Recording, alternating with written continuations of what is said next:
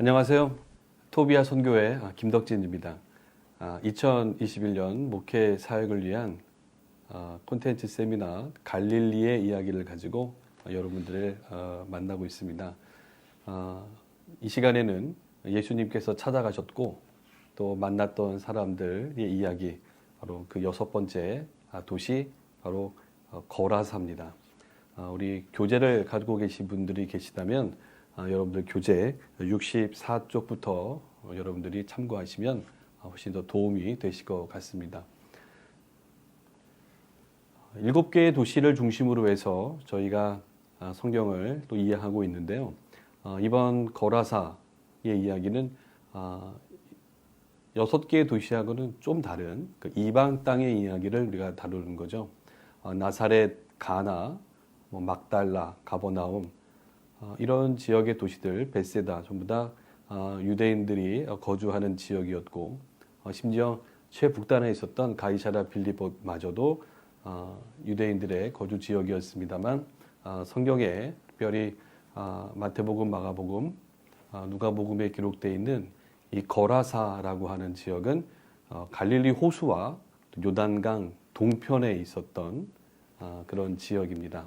그래서 이 시간에 이 거라사, 이방인의 땅에서 일어난 이야기를 우리가 한번 나눠보겠습니다.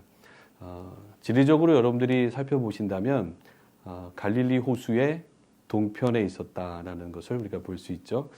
기타 여러 도시들은 다 갈릴리 호수 북쪽에 주로 유대인들이 지내는 마을들, 그리고 서편에는 이제 로마와 세포리스를 비롯한 티베리아스, 굉장히 번성한 도시들이 주로 이룬다면, 유독 동편 쪽에 이렇게 나와 있는 도시, 바로 거라사가 오늘의 주제입니다.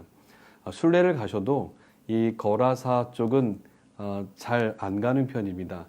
저도 1년에 꽤 많은 횟수로 이스라엘 성서의 땅을 순례하고 있습니다만, 안내하면서 일정을 보게 되면 북쪽에 있는 가버나움, 타부가, 고라신, 이런 지역들은 늘 일정 속에 포함되어 있지요. 왜냐하면 한쪽에 다 이렇게 근거리에 몰려 있죠. 그러다 보니까 순례하기가 용이합니다. 이동하기가 편하다는 거죠. 하지만 오늘 우리가 다루는 거라사는 이 갈릴리 호수의 동쪽에 약간 외진 곳에 동떨어져 있기 때문에 참 꼭 가봐야 되고, 또 말씀을 깊이 묵상해야 될 좋은 장소임에도 불구하고 외롭게 홀로 떨어져 있기 때문에 숙소가 그 주변이 아니고서는 잘 탐방하기가 쉽지 않은 장소가 거라사가 됩니다. 어쨌든 우리 토비아 선교회와 함께 순례를 하시면 저희 안내자들은 또 다른 방법으로라도 이 거라사를 또 볼 수 있도록, 또 순례할 수 있도록 안내하고 있으니까 여러분들이 함께 하시면 좋겠죠. 자, 이 요단강 이 아래에 있고요. 그 위쪽에 있는 갈릴리 호수의 동쪽에 있는, 지금 제가 빨간색으로 표시되고 있는 이 지점 거라사의 이야기를 하면서 그 위치를 여러분들에게 설명하고 있습니다. 예수님 당시 때도 이 갈릴리 호수의 동편 지역, 여러분들 지금 보고 계시죠? 이 지역까지도 전부 다 헤롯 일가가 다스리고 있었던 그런 땅이기도 합니다. 물론 일찍이 헬라 사람들에 의해서 점령이 되어 있었고, 그 다음에 로마가 점령하고 있었습니다만, 특별히 헤롯 왕가는 이쪽 갈릴리 호수 동편 지역까지, 또 심지어는 저 북쪽에 가이사랴 빌립보까지 다스리고 있었죠. 그래서 이 갈릴리 호수 동쪽의 땅은 헤롯 일가와 또 데가볼리라고 성경에 기록되어 있는 데카폴리스하고 경계를 이루는 그런 구분점이 되기도 합니다. 자, 이 동편에 있는 도시들이 주로 데가볼리에 속한다라고 말씀을 드렸어요. 현재 이 그림에서의 녹색 부분은 현재 이스라엘의 경계입니다. 오늘날 이스라엘의 경계점을 지금 표시해 놨는데요. 예수님 당시 때는 아무래도 이 거라사는 데가볼리에 속해 있는 땅이었다라고 보시면 되겠죠. 자, 성경에 보게 되면 마태나 누가 또 마가에 의해서 이 거라사인의 이야기, 예수님이 군대 귀신 들린 자를 낫게 하셨고 이 지방의 지명이 표기가 됩니다. 마가는요, 그의 복음서 5장 1절에 예수께서 바다 건너편 이 거라사인의 지방에 가셨다. 누가도 그들이 갈릴리 맞은편 거라사인의 땅에 갔다라고 표현하고 있습니다. 이 마태도 예수님께서 건너편 이렇게 맞은편 건너편이라고 표현되는 부분을 여러분들이 유심히 보신다면 바로 이 지도에서 보시는 것처럼 갈릴리 호수 막달라나 혹은 북쪽에 있었던 가버나움 이런 지역에서 배를 타고 맞은편 혹은 건너편으로 건너가셨다라는 것을 이해할 수가 있겠죠. 그래서 만약 순례하실 때 갈릴리에 가시면 갈릴리 호수를 체험하기 위해서 배 타는 시간들이 있잖아요. 그 배를 타다 보면 가버나움에서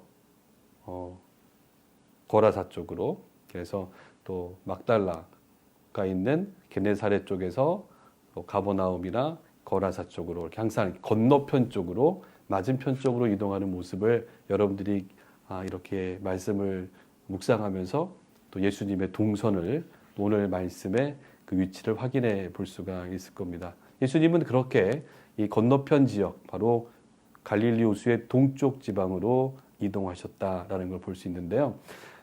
이 성경에 나와 있는 구절들을 역사 속에서 고고학자들이 찾아냈는데 굉장히 어려움이 좀 많았습니다. 그러니까 위치에 대한 문제 제기가 끊임없이 나왔다라는 거죠. 그 이야기는 지금 마가복음과 누가복음, 그러니까 마가와 누가는 사실 이 이스라엘 유대 땅에서 거주하지는 않았습니다. 다 이스라엘 바깥에서 살았던 사람들이 복음서를 기록했잖아요. 그러니까 그러다 보니까 들은 이야기 또 기존에 있었던 자료들을 그들이 참고하면서 써내려갈 때 아마도 좀 정확한 표현이 아닐 수도 있다라는 생각도 듭니다만 어쨌든 이 거라사인의 지방, 거라사인의 땅 이렇게 표기가 되어 있는데 갈릴리 호수 주변에 거라사라고 하는 땅이 없습니다. 이제 고고학적으로 발굴되지 않았다는 거죠. 또 역사적으로 갈릴리 호숫가에 바로 거라사라고 하는 지역이 없었습니다. 이 문제가 이제 대두됐던 거죠. 하지만 이 마태복음 8장에 보면 이 마태는 이 또 갈릴리 출신 아닙니까? 갈릴리 출신의 마태는 예수께서 건너편 가다라 지방으로 가셨다라는 표현을 씁니다. 이 가다라 지방은 역사적으로 데가볼리에 들어와 있는 도시 중에 하나였습니다. 그래서 갈릴리 호숫가에 있는 거라사라고 하는 도시는 우리가 확인해 볼 수 없지만 그 갈릴리 호수에서 조금 남서쪽에 남동쪽에 한 10km 정도 외곽에 있었던 가다라라고 하는 지방은 실제 있었던 지명이었고 또 고고학적으로도 확인이 됐던 그런 장소이기도 합니다. 이런 걸 미루어 볼 때 아마도 이 마가나 누가의 표현은 또 이 마태의 표현은 어찌됐든 종합적으로 볼 때 공통점이 있다면 요단 동편에 그 예수님이 군대 귀신 들렸던 사람을 고쳐준 그 위치, 그 사건이 있었던 그 장소는 바로 데카폴리스라고 하죠. 그래서 헬라의 그 상업을 위한 큰 도시들이 동편 땅에 있었습니다. 그 동편 땅에 10개의 도시가 있는데 이 10개의 도시들의 연합체를 데가볼리라고 부르거든요. 그래서 아마도 이 데가볼리에 있었던, 그리고 그 중에서도 가장 영향력이 컸던 거라사 혹은 제라시라고 하는 도시가 요르단 땅에 있습니다. 그 도시의 영향력을 받았기 때문에 아마도 이 데가볼리 사람들, 다시 말해서 요단 동편에 오늘날 요르단 땅에 있는 그 거라사라고 하는 아주 큰 영향력 있는 도시의 하나의 지방으로 또 영향력이 미치는 곳으로 이렇게 이해했을 확률이 크다라고 볼 수가 있죠. 좀 더 자세하게 설명을 드린다면 지금 여러분들 화면에 보시는 예수님 당시 때의 10개의 데가볼리를 지도에서 만나볼 수 있습니다. 갈릴리 호수가 지금 빨갛게 표시되고 있죠. 포인트를 보시면 이 갈릴리 호수가 있고요. 갈릴리 호수 동쪽으로 요단강의 동편에 보면 예수님 당시 때의 데가볼리 지역입니다. 오늘 요르단 땅이 되겠죠. 이 데가볼리 지역에 보면 빨갛게 표기되어 있는 도시들, 10개의 도시들이 질비하게 있는 걸 우리가 확인할 수 있습니다. 물론 북쪽 시리아의 다메섹이라든가 더 남쪽으로 내려가면 나바테 왕국의 페트라라든가 이런 도시들도 전부 다 요단 동편, 우리가 알고 있는 무역로, 왕의 대로, 킹스웨이 상에 있었던 이 도시들이죠. 그래서 많은 사람들이 무역을 위해 움직였던 그 왕의 대로 상에 있었던 그 당시에 무역 도시들, 상업화되어 있는 굉장히 큰 도시들이 동편 땅에 있었다라는 거죠. 그 중에 가장 영향력이 컸던 거라사라고 표현되는 도시가 오늘날 요르단 땅. 근데 거리를 보시면 굉장히 갈릴리 호수로부터 멀리 떨어져 있는 걸 볼 수가 있습니다. 그렇죠?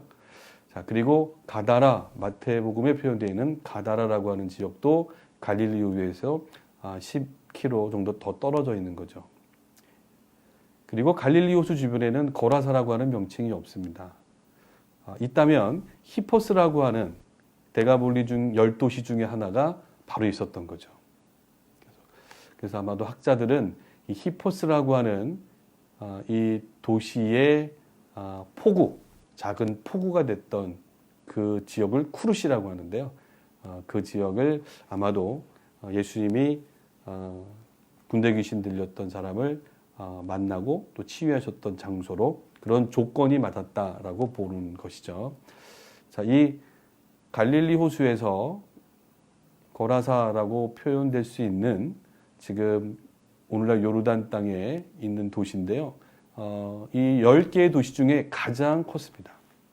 가장 영향력이 있어서 로마의 제국의 황제들이 이 동편 땅을 방문하면 바로 이곳 거라사를 방문했던 거죠. 이 도시를 방문하는데 문제가 있죠. 지금 화면으로 보시면 얼마나 큰 도시였는지 우리가 알 수 있습니다. 이게 지금 포럼이라고 돼 있죠. 광장이 있고 그 주변으로 신전과 우리 경마장, 연극장, 뭐 굉장히 큰 도시가 이루어져 있었다. 그래서 예수님 시대 때에 이미 굉장히 번성했던 도시 중에 하나가 바로 거라사인데 죄라시라고 부릅니다. 자, 거라사 혹은 죄라시라고 불리는 도시가 있는데요. 이 도시는 좀 문제가 있죠. 왜냐하면 학자들은 이 갈릴리 호수에서 너무 멀리 떨어져 있다는 거예요. 한 50km 정도가 떨어져 있습니다. 그러면 50km 떨어져 있으면 너무 내륙이거든요. 그러면 지금 성경에 이야기하고 있는 돼지떼가 경사면을 내달려서 호숫가에 빠져드는, 또 예수님이 배를 타고 찾아가셨을 때 포구에 내려서 바로 만나 주시거든요. 이런 근접성을 따졌을 때 이 오늘날 이 요르단 땅에 있는 죄라시라고 하는 도시인데 고대에 거라사라고 하는 이 데가볼리 중에 가장 영향력이 있었던 도시는 거기서 제외가 될 수밖에 없었다는 거죠. 또 이 주변 지역에 호수가 없습니다. 그래서 아마도 여기는 너무 거리가 멀어서 아니었을 것이다, 이렇게 추정하는 거죠. 물론 이 전체 지역에 데가볼리이고 데가볼리에서의 가장 수장 역할을 했던 영향력 있던 도시가 거라사였기 때문에 50km 정도 떨어져 있어도 여기가 전부 다 데가볼리의 땅, 데카폴리스의 땅이라는 것이고 이 거라사인들의 영향력이 미쳤던 땅이다, 이렇게 이해해 볼 수 있는 거죠. 자, 두 번째입니다. 이 중간에 보시면 여기 가다라라고 마태복음에 표현되어 있는 가다라라고 하는 도시가 실제 있었습니다. 이 가다라라고 하는 도시는 보시는 것처럼 갈릴리 호수가 있고요. 갈릴리 호수에서 남동쪽으로 한 10여 킬로 정도 떨어진 곳에 있습니다. 가다라. 그래서 아마도 이 가다라 지방이라고 표현한 거는 이 가다라라고 하는 도시의 영향력 안에 들어왔던 어느 지역을 얘기하는 것인데, 역시 10km 정도 떨어져 있기 때문에 아까 말씀드린 것처럼 돼지떼가 경사면을 따라 내려갈 수 있는 그런 곳은 아니었을 것이다 라고 보는 거죠. 이런 환경을 놓고 봤을 때 가장 학자들이나 또 초기 교회가 정했던, 관심을 가졌던 지역은 바로 여러분들 그 위쪽에 보고 있는 갈릴리 호수의 동쪽에 바로 호숫가에 붙어 있는 곳입니다. 쿠르시라고 하는 곳이죠. 오늘 쿠르시라고 하는데 여기를 거라사인의 땅 안에 속하는 곳 거라사로 이해했다는 것이고요. 여기에 기념 교회들을 세우고 초기 교회 때부터 이곳에 순례가 이어져 가고 있었다라고 보시면 되겠습니다. 그래서 거리상으로 가장 가까웠던 지역.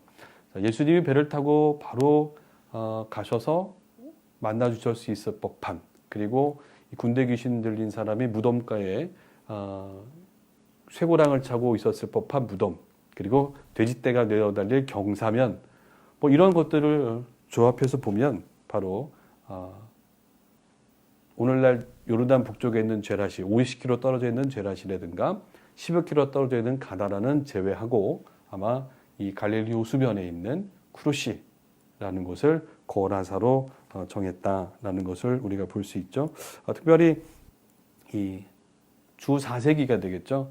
기독교 비잔틴 시대에 접어들면서 바로 유명한 교회 역사가 유세비우스도 바로 이 지역을 제가 말씀드렸던 이런 조건들을 충족시켰던 장소다라고 해서 이곳으로 정했고 여기에 기념 교회들이 들어섰던 겁니다. 그리고 이제 수많은 순례자들이 순례하기 위해서 탐방을 했던 것이죠. 그럼에도 불구하고 어떤 고고학적으로나 역사적인 근거로는 이 충분한 설명은 되지 않습니다. 하지만 이런 성경의 이야기, 정황을 봤을 때 여기가 적합했을 것이다 라고 해서 오늘날도 많은 순례자들이 이곳을 찾고 있는 것이죠. 4세기 때부터 이곳에 여러분들, 그래서 이 쿠르시라고 하는 곳을 그렇게 선정을 했고, 이 쿠르시는 아주 자그마한 포구입니다. 이 갈릴리 호수 주변에 12개의 크고 작은 포구가 있다고 말씀드렸는데, 가버나움, 뭐 베세다, 그리고 막달라, 티베리아스, 뭐 이런 포구들이 있고, 여기 쿠르시 아주 자그마한 포구가 있었고요. 호숫가 주변입니다. 경사면에 도시가 형성되어 있었고요.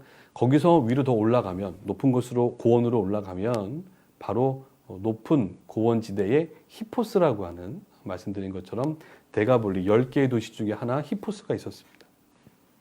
이 히포스라고 하는 도시 위에 고고학적으로 도시가 있었음이 발견이 됐죠. 그래서 아마도 학자들은 이 히포스라고 하는 데가볼리의 도시 중에 하나, 이 히포스의 입구 역할을 하는, 외항 역할을 하는 곳이 쿠르시였을 것이다 라고 이제 추정하고 있습니다.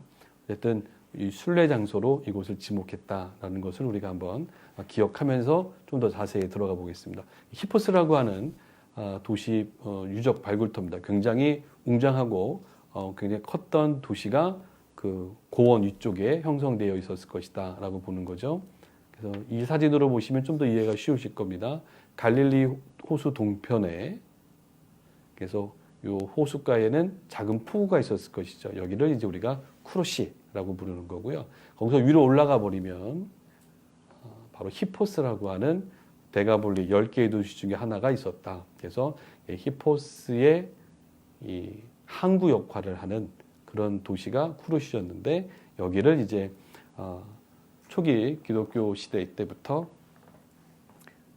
예수님이 거라사인의 땅에 가서, 거라사인의 지경에 가서, 가다라 지방에 가서 군대 귀신 들린 사람을 고쳐줬던 그 사건이 있었던 장소로 기념을 하기 시작했다는 거죠. 여러분들이 위치적으로 잘 이해하시면 좋겠고요.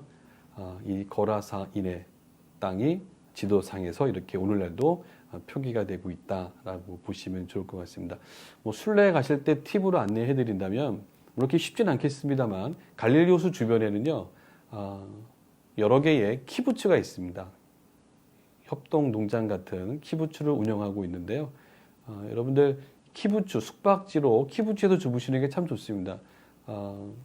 숙박하고 또 지내시는 데는 좀 불편함이 있을 수 있어요. 현대화된 호텔들은 아니지만 그래도 저희는 이쪽을 더 선호합니다. 그래서 갈릴리 호숫가에 있고, 그리고 이 자연 속에서 조용하게 묵상도 할 수 있는 이 키부츠를 선호하는데, 이 엔게브라고 하는 또 마하간이라고 하는 여러 개의 아주 크고 작은 키부츠들이 동편에 위치하고 있습니다. 동편 쪽으로 가면 거라사를 한번 들려볼 수 있는 가까운 거리에 있으니까요. 그래서 이것도 하나의 이제 팁이니까 순례를 구상하신다면 일정을 한번 잘 참고해 보셔서 동편 쪽에 있는 키부츠에 머무시면 거라사를 들리기가 용이하다. 거라사는 오늘날 국립공원으로 지정이 되어 있어서 잘 정비가 되어 있습니다. 자, 이제 호수가에서 배를 타면서 제가 사진을 찍어봤는데요. 호수 쪽에서 바라보는 요단 동편, 바로 거라사인의 땅, 이렇게 데가볼리 지역 바라볼 수가 있겠죠. 그래서 갈릴리 호수에 서면 그 사방을 둘러볼 수 있기 때문에 서편 또 티베리아스나 막달라, 북쪽에는 고라신이나 가버나움, 베세다 이런 지역들을 볼 수 있고, 동쪽에는 지금 우리가 사진으로 볼 수 있는 이 거라사를 비롯한 데가볼리 지역들을 우리가 참조해 볼 수가 있겠죠. 자, 이곳에 지금 거라사 기념교회가 현재 들어서 있습니다. 많은 사람들이 찾아왔는데요. 비잔틴 시대에 예배당을 지었고 수도원을 지어놨던 흔적들입니다. 조금 발굴이 되어 있는 곳에서 많은 사람들이 주일날 당도하면 여기서 예배도 드릴 수 있는 장소들이 몇 군데 있어서 여기서 이야기도 나누고 또 말씀도 묵상하는 그런 사람들이 있죠. 자, 여기 지금 아래쪽에 예배당도 있다면 이 길을 따라 약간 언덕으로 올라갑니다. 언덕으로 올라가시면, 자, 계단을 따라 언덕으로 한 10여 분 정도만 올라가시면 그 당시에 사람들이 죽으면 바로 이 무덤에 모시잖아요. 무덤터가 있는 장소가 발견이 됩니다. 무덤가 주변, 그러니까 이스라엘이라고 하는 나라는 아시아 지역하고 달라서 석회암 지역이잖아요. 석회암 지역에 굴을 파고 그곳에 시신을 모셔뒀던 거죠. 그래서 이런 석회암, 자연스럽게 생겨있는 이 굴들이 많았고요. 굴들을 잘 정리해서 무덤으로 사용했던 겁니다. 굴이 집이기도 하고, 또한 돌아가신 분들 시신을 안치하는 장소가 이런 동굴들이 되겠죠. 그래서 이 마을보다 약간 아래쪽에 있었던 무덤군 지역도 발견이 됐고, 재밌는 건 바로 이 위쪽에 바로 예배당도 발견이 됩니다. 그래서 아마도 이 성경 마태복음, 마가복음, 이 누가복음의 이야기를 근거로 해서 아마도 이 군대 귀신들이었던 사람을 제어할 수 없었기 때문에 이 난폭했던 이 사람을 묶어두어야 되겠죠. 그래서 사람들이 하고는 조금 동떨어져 있는 이 경사면이 있는 무덤가 쪽에 아마 매달아 놓지 않았겠느냐. 그리고 예수님이 배를 타고 건너가셨을 때 바로 이 자를 만날 수 있었던 근접한 거리에 이곳을 기념하여 예배당에 서 있는 것도, 순례를 가시면 그 자리에 서서 또 묵상하고 또 기도를 하실 수 있겠죠. 자,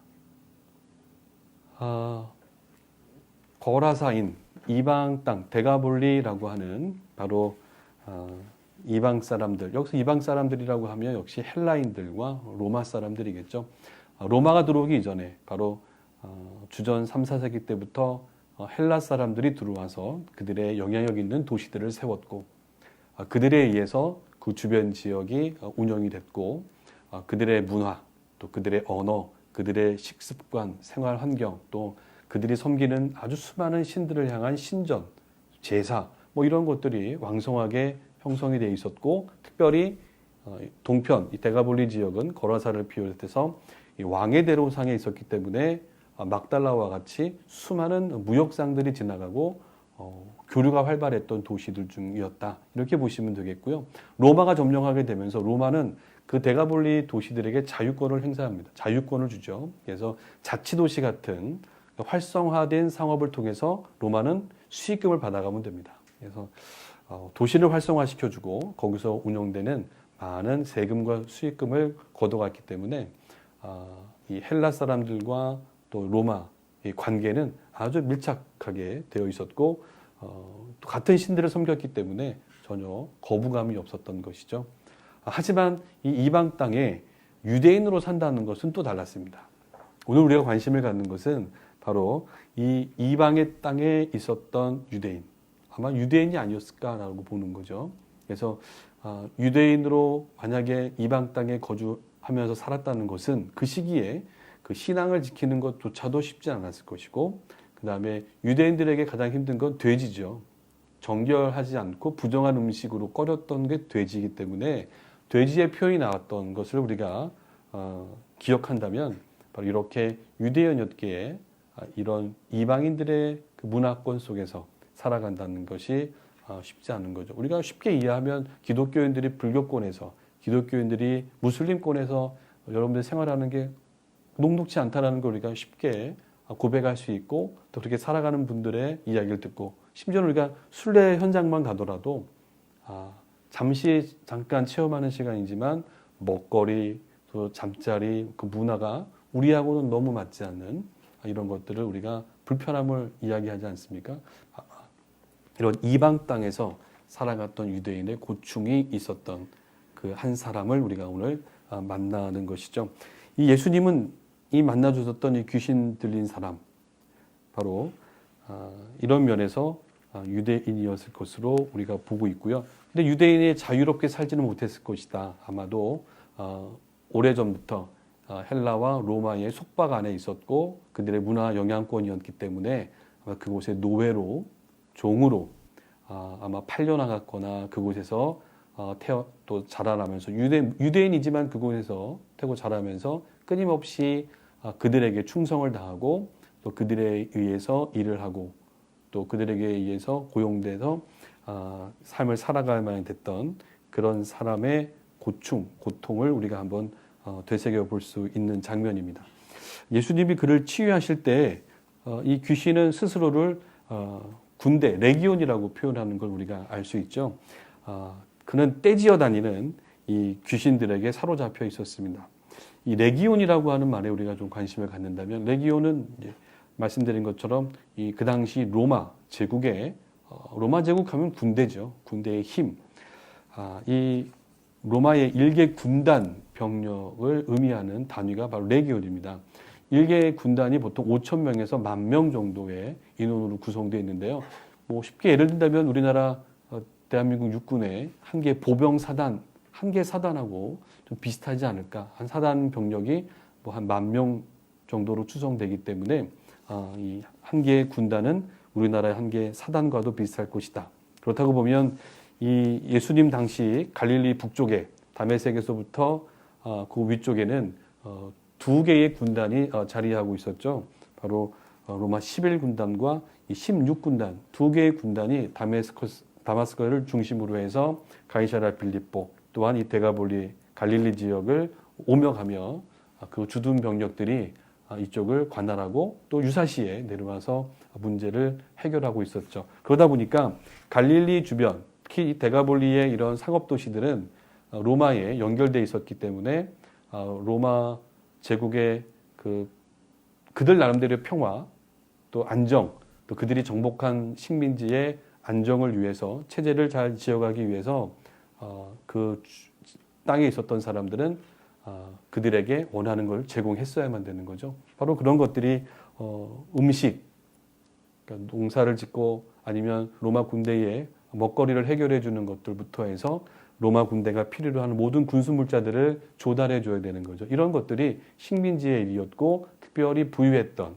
데가볼리, 요단 동편의 데가볼리 도시들은 그런 것들을 서로 잘 주고받았기 때문에 오히려 더 왕성할 수 있었고, 갈릴리 지역에 있는 사람들도 그렇게 로마 군대가 원하는 일들을 다 들어줬어야만 되는 거죠. 그래서 로마 군대 이 두 군단이 오늘 주로 이 갈릴리와 데가볼리 지역에서 물자와 인력을 조달받으면서 그들은 그들 나름대로의 제국을 넓혀가고 유지해 나갔겠죠. 당시 로마 이 군대의 법을 보면 식민지로부터 식민지의 민간인들, 그 노예 사람들을 수시로 징발할 수가 있습니다. 필요시에. 그리고 짐을 나르거나 노역을 시키는 것을 행사할 수가 있었습니다. 식민지의 사람들은 로마 군대가 제안하면 그걸 따라줘야 되는, 거부할 권리가 없었습니다. 여러분들 이게 참 말을 쉽게 해도 굉장히 어려운 부분입니다. 우리 나라도 아픈 시기가 있었죠. 일제강점기 식민지 시대가 있었습니다만 일본이 강제 점령을 하고 그들에 의해서 나라가 움직여갈 때 그들이 원하면 어쩔 수 없이 들어줘야만 됐던 시간들을 생각해 본다면 이 거라사, 오늘 지금 거라사인 귀신 들렸던, 군대 귀신 들렸던 사람의 그 지역의 사람들의 삶을 우리가 그렇게 비교해서 이해가 볼 수가 있는 거죠. 만약 예를 들어서 5마일 나랑 동행을 하자 이렇게 제안하면 가야 됩니다. 그리고 거기에 대한 대가를 지불 안 해도 됩니다. 먹을 걸 주지 않아도 되죠. 당연히 식민지의 노예라면, 식민지 사람들이라면 로마 군대가 제안하면 그렇게 따라가 줘야 되는 겁니다. 내가 오늘 할 일이 많은데요. 매 맞아야죠. 내가 오늘 지금 이걸 일하지 않으면 내가 살 수 없습니다. 거기에 불은 문제가 없는 거죠. 그냥 오라 하면 가야 되고요. 짐을 지어주면 그 끌고 가야 되는 겁니다. 그러니까 내 계획대로 내가 구상하고 하는 일들은 할 수 없는 거죠. 사실 이것이 얼마나 어려운 문제인지 우리는 알 수 있죠. 내가 계획하고 내가 하는 일조차도 로마가 군대가 요청하면 다 내려놓고 가야 되는 겁니다. 그래서 계획 세울 수도 없죠. 또 그런 삶이 이어져 갈 수도 없었던 거겠죠. 그럴 때 얼마나 많은 사람들이 불안해하고 힘들어하고 그 다음에 그런 무계획 속에서 또 자기의 성취감 없이 살아갈 수밖에 없었던 그런 어려운 환경이었음을 우리가 짐작해 볼 수 있었죠. 그러니까 그런 쪽에서 이방 땅에서 그들을 도우며 살아가는 삶이 산다는 것은 결국 녹록지 않았다라고 볼 수가 있는 겁니다. 거라사의 귀신 들린 사람, 이 식민지 문화 상황에서 말씀드린 것처럼 로마의 행정력, 군대 권력, 그런 힘 앞에서 부득이하게 어쩔 수 없이 일을 해야 되는 것들이 대부분이었을 것입니다. 억울했을 겁니다. 그리고 이 그리스 사람들의 이 생활 습관, 이방신을 섬기는 특별히 신전에서의 또 제사, 또 관련된 일들, 또 우리가 지금 화면에서 보시는 것처럼 이 돼지떼, 유대인들이 가장 경멸히 여기는 이 돼지떼를 치워야죠. 아니 로마 군대를 위하면 저거 돼지떼를 많이 키웠거든요. 저렇게 해서 헬라 사람들이나 로마 사람들의 주 먹을거리를 책임져 줘야 되기 때문에 돼지를 사육을 해야 되는 겁니다. 여러분들 그 성경에 보면 예수님께서 그 집 나간 탕자의 비유를 들었잖아요. 그냥 나오는 게 아닙니다. 그냥 꾸며낸 얘기가 아니라 예수님 당시 때도 이미 요단 동편에 곳곳에는 이렇게 돼지를 키우는 이 이방인들의 문화가 이미 만연돼 있었던 거죠. 그런 곳에서 살아가는 것을 비유를 하는 겁니다. 집을 나갔는데 바로 이방 땅에서 살아가는 그 둘째 아들의 이야기를 펼치는 거죠. 돼지 치는 일을 했을 것이다.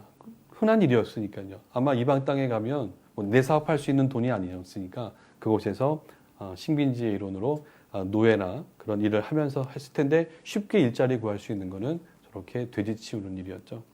유대인으로 저거 한다는 것은 상상이 안 가는 겁니다. 근데 자기의 신세가 그런 거죠. 이방 땅에 왔으니까 어떡하겠습니까? 먹고 살려니까 저거 해야 되는데 이게 고역인 거죠. 단순히 육체적인 고역만 있는 것이 아니라 여러분들 돼지 치면 뭐 합니까? 그들의 문화는 먹는 문화입니다. 제가 좋아하는 게 돼지 두루치기거든요. 저 사람들 그거 매일 안 먹었겠습니까? 저게 내가 먹고 싶든 먹고 싶지 않든 그들의 식생활 문화가 그렇다면 경건하지 못한 음식을 입에 대야 되고요.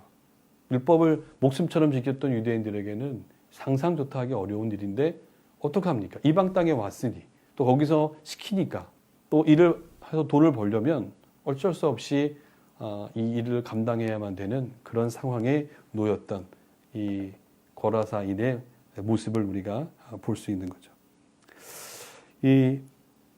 이러다 보니까 이런 부당한 어려움을 겪고 있었던 사람, 그의 출신이 정확하게 어딘지 모르지만 우리가 이런 정황으로 성경을 보고 역사적인 내용으로 살펴본다면 아마도 그쪽에서 부당한 일에 어쩔 수 없이 노예의 신분으로 살아가는 한 유대인 청년, 이는 아마 그 지역에 있는 또 다른 유대인들의 삶을 대변하고 있는 것이 아닌가 이렇게 보여지기도 합니다. 이렇기 때문에 그 고통스러운 노역에 동원되면서 부당한 인들의 희생사가 되었을 것이다 라고 추정해 볼 수가 있죠. 어떤 희생을 치렀겠습니까? 가장이었다면 가족을 잃을 수 있는 일이 굉장히 다번합니다. 그리고 내가 우리 자녀들을 먹이기 위해서 일을 해야 되잖아요. 근데 일을 해야 되기 때문에 율법도 어겨야 되고 또 신앙인답지 못하게 살아가야 되는 건 대반사고, 또한 그런 계획이 있는데도 불구하고 로마 군인들이 갑자기 일을 시키면 다 멈춰놓고 거기 또 따라가줘야 되고, 그러면 가족 건세하기가 쉽지 않은 거죠. 단순히 예를 들면 그렇습니다. 이런 이방 땅에서의 그 생활이라는 것은 굉장히 그에게 육체적으로, 정신적으로, 또 종교적인 자존심마저도 무너질 수밖에 없는 그런 상황이었던 거죠. 그런 것들이 결국 어느 한 순간이 되고 어떠한 선을 넘어버리게 되면, 이것을 감당하지 못하면 드디어 정신적으로 문제가 오는 거죠. 아마도 그렇게 되지 않았을까. 우리 막달라를 공부하셨습니다만, 막달라하고 비교를 한다면 막달라는 유대 땅입니다. 유대인 땅에서의 이방 문화 가운데, 특별히 그 사람들은 경제적인 사회 활동 속에서, 일터 가운데서 치열하게 경쟁해가는 사회 속에서 얻는 스트레스, 정신적인 부담감, 그로 인한 자괴감, 많은 것들이 있었겠죠. 하지만 반대로 이 거라사는 이방의 땅에서, 이방의 문화권 속에 들어와 있는 하나님의 백성, 신앙인이 어떻게 그 가운데서 살아갈 수 있었을 것이며, 굉장히 어렵고 힘들었을 것이고, 지켜간다는 것 자체가 억누르는 무거운 짐이 되었을 것입니다. 이런 것들이 결국 사람인지라 그 상황을 제어하지 못하면 결국 미쳐버리는 거죠. 일전에 한번 어떤 다큐 드라마를 봤었는데요. 그 장면에 보면 이 다중인격자에 대한 이야기를 소개하더라고요. 그가 소년기 때에 받은 상처, 또 10대 때에 20대를 넘어가면서 받은 그 아픔, 또 30대에 경험했던 그런 행동, 감정들 때문에 발생하는 그 행동들이 다양한 그 경험들이 내재되면서 이것이 바깥으로 분출이 되는데요. 다양한 인격을 소유하고 있는 사람처럼 보이더라는 겁니다. 예를 든다면 아마 이 이방 땅에서 살았던 이 유대인 이 사람은 아마도 그들 로마의 권력과 이 군대, 특히 문화권 안에서 이 유대인으로서 정말 이 율법에 어긋나는 일을 매일같이 그런 일에 복종해가면서 부당하게 해나가는 과정 속에서 아마 그는 이렇게 많은 어려움을 겪지 않았을까라는 거죠. 이방인들 가운데서 기독교 신앙인으로 살아가는 거 여러분들 지금 경험하고 계십니까? 그들 속에서 기독교 신앙을 지키려고 말씀을 지켜가겠다고 외친다는 거 우리가 알고 계시지 않습니까? 그거 정말 어려운 문제입니다. 그런 스트레스, 그것 때문에 오는 분노, 하지만 어쩔 수 없이 내가 숙일 수밖에 없는 환경, 여기서의 스스로의 자책, 이런 것들이 결국은 사람으로 하여금 정신적으로 이상함을 드러내기도 하고, 또 그것이 분열 증세로도 나오기도 하고, 그래서 우리가 좀 달리, 일반적인 사람보다 달리 행동하면 우리는 미쳤다, 돌았다, 귀신 들렸다, 이렇게 얘기하지 않습니까? 아마도 그래서 또 때로는 순진한 사람처럼 조용히 있다가도 어떨 때는 난폭해서 사람이 제어할 수 없는 괴력이 발생하는 그런 상황이 될 때도 있고, 어떨 때는 참 순한 양 같으면서 어떨 때는 또 다양한 모습으로 분출하고 있는 아주 이런 병에 걸려 있었던, 그렇게 살아갈 수밖에 없었던, 어느 누구도 이를 살릴 수 없고 이의 아픔을 어루만져 줄 수 없었고 그의 괴로움을 다독여 줄 수 없었던, 그래서 무방비 상태로 내어놓을 수밖에 없었던 이방 땅에서의 이 귀신 들렸던, 이 군대 귀신 들렸던 이 사람. 하지만 예수님이 찾아가셨다는 데 중요한 거죠. 갈릴리 지역은 바로 그런 곳이었습니다. 갈릴리의 7개 도시의 각각의 도시가 갖고 있는 특성 안에서 살아가고 있었던 사람들의 모양새가 다르듯이 그 중에 한 도시였던 이 거라사, 이방인의 땅에서 신앙인으로 또 하나님의 백성으로 살아간다는 것. 하지만 역시 녹록지 않고 거기서 견뎌내야만 되는 것, 너무 힘든 것이죠. 결국 이렇게 어느 누구도 그를 이런 아픔을로부터 해방시켜 주거나 구원해 준 사람은 없었던 거죠. 그냥 그런 소문만 난무할 뿐입니다. 어느 누구도 손 써줄 수 없었던 형편에 있었던 사람. 그러나 예수님이 찾아가셨던 거죠. 예수님이 그런 소식을 이미 듣고 있었고요. 그날따라 예수님은 풍랑이 있는 때도 불구하고 이 풍랑이 있는 거 여러분들 갈릴리 호수가 가능합니다.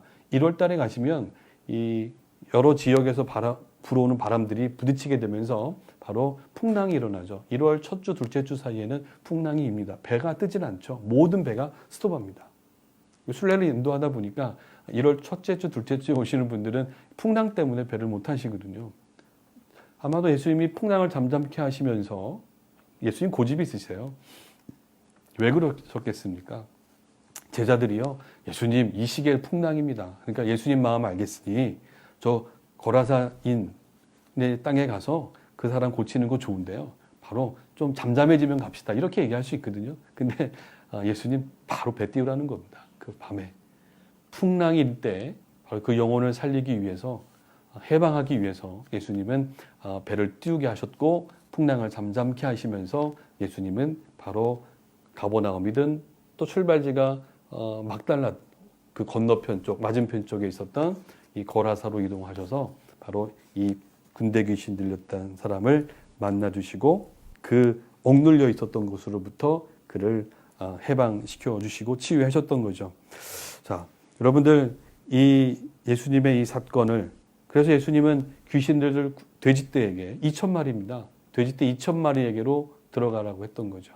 군대 귀신 들렸던 그런 귀신들이 바로 로마나 헬라인들이 중요시 여겼던, 그들의 또 먹거리를 해결해줬던 문화의 아주 중심 자료였던 돼지떼에게로 들어가게 하죠.